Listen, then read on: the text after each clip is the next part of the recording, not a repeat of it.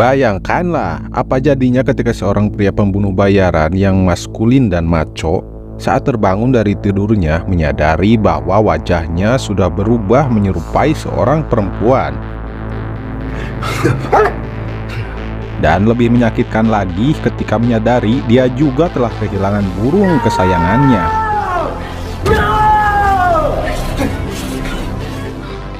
Lantas kenapa dan siapa orang yang telah tega melakukannya? Mampukah dia kembali menjadi pria seutuhnya? Dan ataukah bagaimana cara dia membalas dendam? Oleh karena itu, tanpa banyak basa-basi lagi, bersama saya Adrik Bill turunan Mandala, inilah alur cerita filmnya.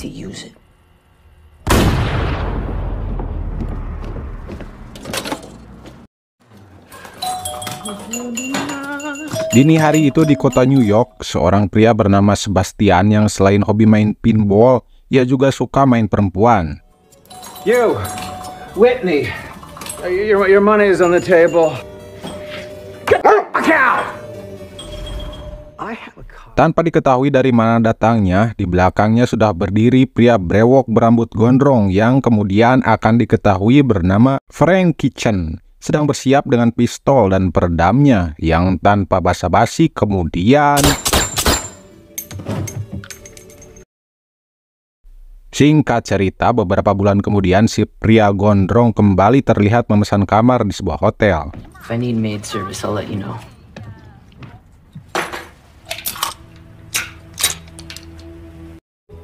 Yeah, I just checked in. Room 308. Selang beberapa menit setelah itu, dia didatangi oleh pria bernama Hans John Baconian beserta kedua anak buahnya. It's good to see you, Frankie. Disitulah diketahui bahwa Frank bekerja sebagai pembunuh bayaran yang kali ini ditugaskan John untuk menunggu selama 1 pekan kedatangan seorang pria bernama Benny Hongley dari Las Vegas yang kemudian Frank harus menghabisinya. Di waktu senggangnya, Frank yang kemana-mana tak luput membawa pistol beserta 1 peluru cadangan yang ia tempelkan di bawah sepatu bootnya. Malam itu, ia pergi nongkrong di sebuah bar, dan disitulah dia bertemu seorang wanita penghibur yang kemudian ia bungkus untuk disantap di kamar hotelnya.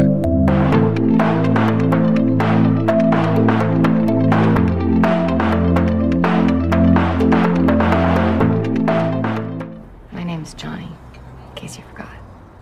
Singkat cerita, setelah sedikit kecapean selesai bercucuk orowo, mereka pun melepas lelah dengan nongkrong di sebuah coffee shop.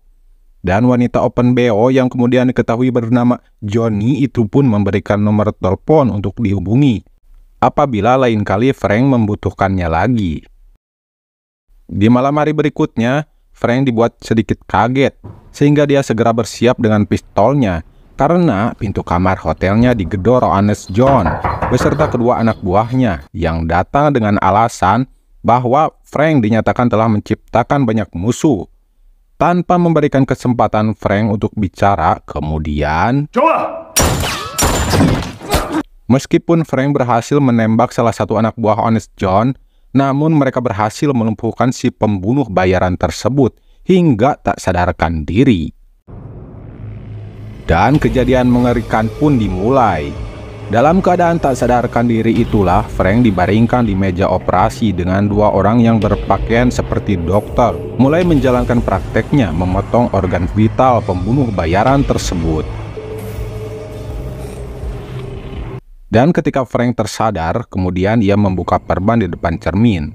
Wajahnya yang kini tampak brewok terlihat berbeda. Namun betapa terkejutnya dia ketika menyadari bahwa di dadanya kini tumbuh 2 gunung kembar. Dan yang paling menyakitkan hati, mereka juga memotong burung beserta kedua telur miliknya.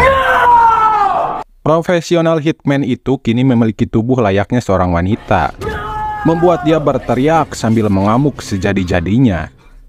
Hingga seorang pria kemudian datang setelah mendengar kegaduhan tersebut. Get out. Ternyata dia adalah pemilik kamar kos tersebut dan menurut penjelasannya, seseorang telah memesan kamar itu tanpa memberitahu apapun. Setelah pria tersebut pergi, perlahan Frank mulai berdamai dengan keadaan meskipun itu berat. Orang-orang itu sepertinya sudah mempersiapkan sebuah kotak kardus yang berisi semacam pil beserta sebuah pemutar rekaman suara. Hello, Frank. Dan dari rekaman itulah Frank mengetahui alasan kenapa mereka melakukan tindakan operasi transgender tersebut. Seorang wanita yang kemudian akan diketahui bernama Dr. Jane mengakui melakukannya atas balasan perbuatan Frank yang telah membunuh adiknya, yakni Sebastian. Sejumlah uang telah dia siapkan sebagai bekal Frank untuk mengawali hidup baru menjadi seorang perempuan. Sebuah cara balas dendam di luar nalar dari seorang dokter ahli bedah plastik. Meskipun hasil operasi transgender tersebut mendekati sempurna, namun suara Frank masih maskulin. Untuk menimbulkan dan mempertahankan feminitas atau sifat kewanitaannya, Frank dianjurkan untuk mengkonsumsi obat-obatan yang sudah disediakan. Segala sesuatunya telah dipersiapkan termasuk pakaian dan biaya sewa kamar untuk 2 minggu ke depan yang sudah dibayar ke pemilik kamar kos. Good luck, Frank. Mendengar hal itu, Frank kemudian berinisiatif untuk mencuri uang tersebut. Namun tindakannya ketahuan oleh pemilik kosan yang dengan berbekal stik baseball, pria itu menyerang Frank yang walaupun kini bertubuh perempuan, namun ia tetaplah pembunuh bayaran yang mematikan dan sudah jelas bukan tandingannya. Dengan segenggam uang di tangannya, kemudian Frank menaiki bis Budiman menuju lokasi hotel tempat sebelumnya ia menginap.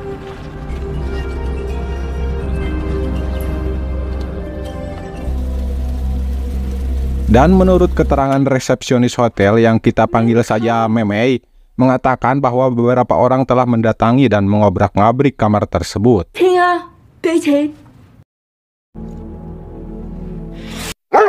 Saat itulah Frank teringat Johnny, si gadis beo, yang ternyata pekerjaan utamanya adalah perawat medis di sebuah rumah sakit. Frank. Dan kemudian mengajaknya untuk bertemu di coffee shop, tempat sebelumnya mereka bertemu. Just like some gangster guy out of an old movie.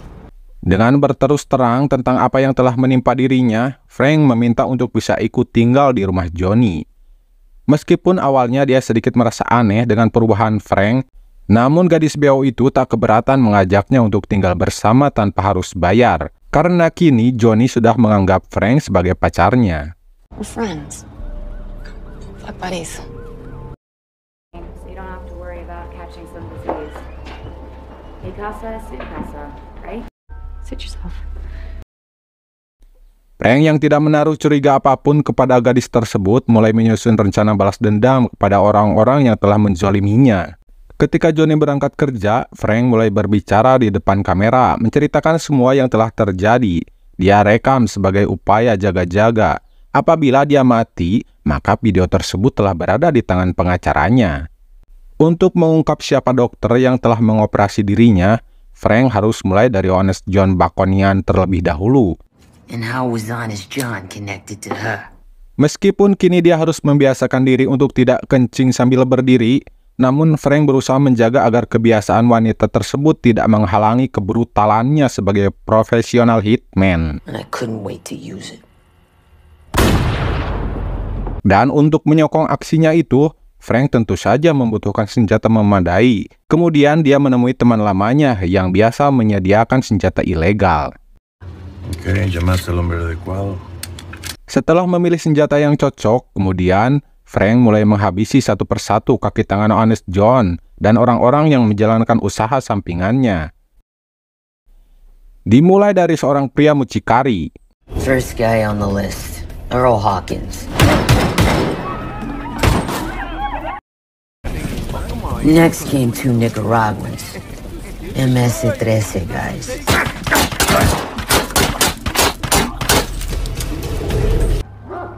Vladimir Gorsky. This guy was some kind of Russian mafia reject.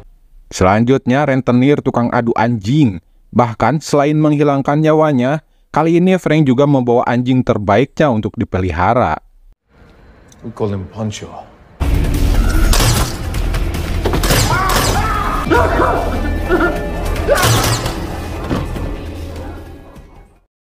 Karena menurutnya, saat ini hanya anjinglah yang ia percaya jadi teman setia di saat susah ataupun senang. dia tidak akan peduli kau miskin atau kaya. It's funny how things work out. It wasn't part of my plan, but now I had a dog. Bahkan anjing yang bernama Ponco itu pun menemani Frank dan Johnny di tempat tidur saat bercumbu beradu mekanik sejenis. Last guy on the list. They told me his name was Jin Tao. Anak buah Honest John terakhir yang Frank temui adalah si botak Jin Tao yang sedang lahap menyantap hidangan di meja makan bersama teman-temannya. Kali ini Frank tak memakai peredam pistol. Sengaja ia membiarkan distorsi suara renyah menggema yang dihasilkan dari tembakannya, sehingga menimbulkan efek kejut disertai ketakutan bagi orang-orang yang berada di sana.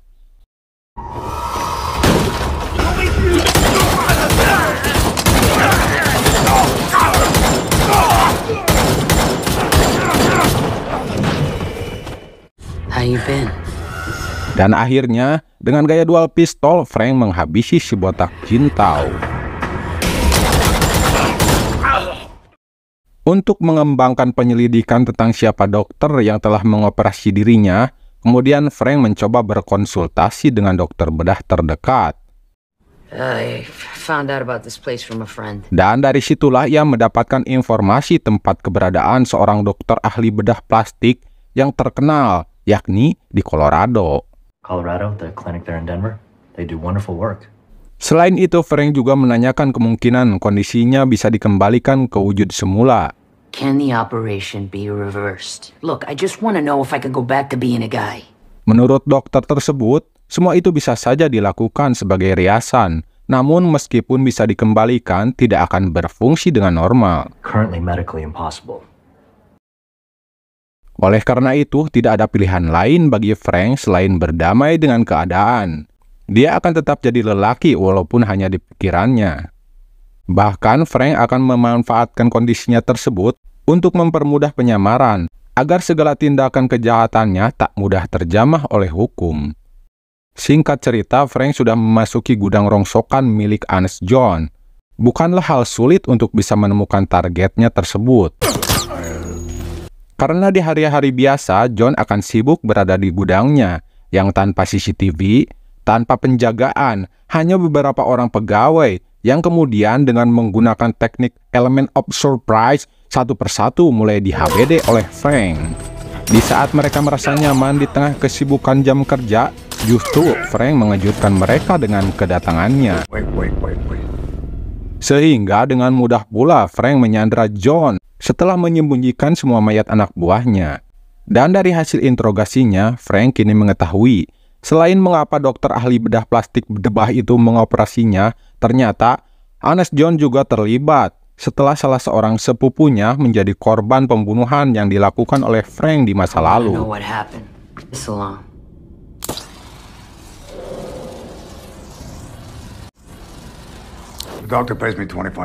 Jadi John dan dokter tersebut bersekongkol untuk menjadikan Frank sebagai objek praktek operasi transgender ilegal sebagai wujud balas dendam mereka atas kematian saudaranya. Namun bukan alasan itu yang membuat Frank kecewa, melainkan ketika mendengar penjelasan pria itu tentang teman wanitanya, yakni Johnny si Open BO, juga ikut terlibat dalam kasus tersebut. Ternyata selama ini si Dr. Jen menggunakan perawatnya, yakni Johnny, untuk bisa sedekat mungkin dengan Frank, sehingga mereka bisa mendapatkan segala informasi lokasi keberadaan dan pergerakan pembunuh bayaran tersebut. Setelah Frank merasa cukup mendapatkan informasi, tentu saja dia tidak lupa untuk mengirimnya ke neraka. Kemudian Frank kembali ke rumah Johnny, dan hanya dengan sedikit gertakan saja, perawat yang menyambi Open BO tersebut langsung menceritakan segalanya. Come over here. Sit down. I do something wrong? I had a long talk with Honest John. If I try to tell you the whole story, it's just gonna sound like some pathetic attempt at an excuse, right? If I were you, I wouldn't push my luck. Dan dari penjelasannya, Johnny mengenal si dokter karena dia bisa memberikan obat-obatan curian untuk dijual kepada dokter tersebut. Kemudian, perawat itu ditugaskan untuk mengawasi Frank di bawah perintah asisten si dokter, yakni pria bernama Albert, yang selain itu dia terobsesi dengan pelacur. End of story. Frank yang mulai muak tanpa basa-basi lagi kemudian. Namun itu hanya dalam imajinasinya saja, karena pada kenyataannya dia tidak tega melakukannya. Sepertinya rasa cintanya telah meredam kebrutalannya kali ini. Profesional hitman itu menyuruh Johnny untuk menunggunya sambil bersembunyi di suatu tempat yang jauh dari kota tersebut. Setelah menitipkan anjingnya kepada seorang pria teman lamanya, kemudian Frank bersiap dengan peralatan tempurnya. Tak lupa dengan satu peluru cadangan yang ia tempelkan di sepatu bootnya. Namun anehnya, kali ini Frank berdandan dan berpakaian seperti layaknya seorang wanita seksi, memanfaatkan kondisinya untuk mengelabui targetnya. Frank berpikir bahwa Albert yang terobsesi dengan pelacur akan lengah begitu saja, sehingga pembunuh bayaran itu terburu-buru menodongkan pistolnya. Namun ternyata, malah dia sendiri yang dibuat mati langkah ditodong oleh kawan-kawan Albert. Hingga kemudian terpaksa Frank harus menginap di tempat tersebut setelah disuntik bius. Keesokan harinya, Frank terbangun dalam keadaan tak kurang sesuatu apapun. Namun kali ini ia mengenakan pakaian khusus ODGJ galak yang membuat dia tidak bisa menggerakkan tangannya dengan leluasa. It looks like the new model Frank Kitchen. Sesaat kemudian para berdebah itu pun datang bersama si Dr. Jen yang kini menampakkan bebengoknya. Dengan bangga dia memuji mahakaryanya sendiri, yakni keberhasilannya dalam mengoperasi Frank, hingga di mata orang awam akan terlihat begitu sempurna. Meskipun demikian, Dr. Jen belum merasa puas karena menurutnya Frank masih hewan jalanan yang bernaluri pembunuh, sehingga dia akan melakukan operasi bedah lagi selang beberapa jam kemudian. Sesaat kemudian, Albert bersama para pengawalnya kembali untuk memberikan suntikan agar Frank kembali tak sadarkan diri. Dan ternyata, menurut pernyataan Albert, nantinya Dr. Jen yang lebih tepat apabila dibilang dokter psikopat itu akan mencopot kedua lengan Frank dari bahunya untuk digantikan dengan sirip ikan, sehingga Frank tidak bisa memegang senjata lagi. Namun dalam situasi genting seperti itu, kini Frank mulai memutar otak, mengalihkan perhatian Albert dengan memamerkan kemolekan gunung kembarnya. Dan upayanya tersebut kali ini berhasil, membuat Albert dan para berdebah itu pun sejenak nge-freeze. Apalagi ketika Frank berpura-pura hendak membuka celananya. Kesempatan itu dimanfaatkan Frank dengan secepat kilat merebut pistol dari salah seorang pengawal yang kemudian menghadiahi mereka dengan timah panas. Kini Frank mengejar Albert yang lari sembunyi.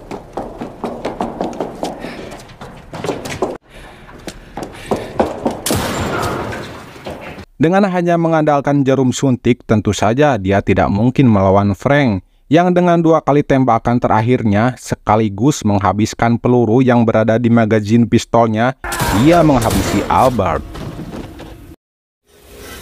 I think you're out of bullets. Kesempatan itu membuat Dr. Jen berani keluar menampakkan diri dan merasa pede dengan bersenjatakan pisau bedah. Tetapi dia menyadari kemampuan Frank dalam membunuh membuat dia lebih memilih untuk mencoba bernegosiasi agar lebih baik apabila mereka sama-sama pergi dan menganggap semua itu tak pernah terjadi. Namun, I don't think so. Do you like my little humidifier? It's a charm.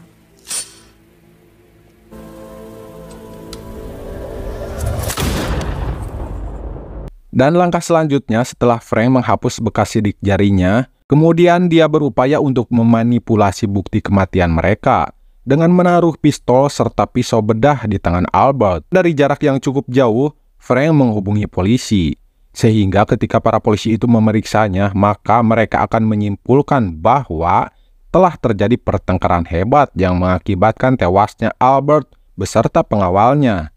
Sedangkan Dr. Jen yang masih hidup dengan luka tembak, otomatis akan menjadi tersangka. Hingga ketika dia diinterogasi, keterangannya mengenai sosok Frank Kitchen hanya dianggap omong kosong dan halusinasi saja oleh polisi. Sebuah cara balas dendam yang berbeda dari seorang profesional hitman itu membuat dokter ahli bedah plastik ilegal tersebut seumur hidup mendekam di penjara rumah sakit jiwa dengan kondisi jari tangan yang tidak utuh lagi. Sementara itu, Frank kembali kepada teman setianya, yakni Poncho. Tamat? Jangan lupa like, subscribe, dan ramaikan komennya untuk semangat saya upload video-video selanjutnya. Saya Adrik Bill turunan Mandala pamit. Permios!